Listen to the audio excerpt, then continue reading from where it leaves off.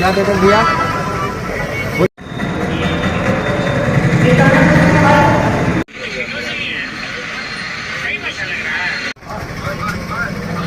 क्या अमित भाई, कैसा है भाई?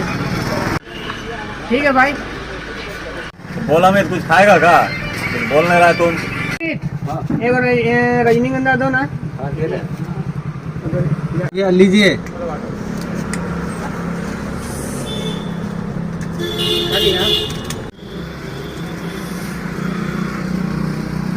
और अमित, और कुछ सेवा पानी चाहिएगा? बोल।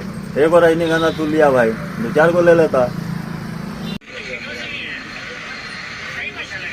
एक ही को सही, हम हमेशा रजनीगंधा खाते हैं, इसके अलावा और कुछ नहीं खाते हैं। साला दिन भर खाता कमला पसंद, हम देखते नहीं है। अभी रजनीगंधा की बात कर रहा तू। खाए ले खुद ही नहीं हागेगा मिठाई। हाँ, साला दिन भर खाता।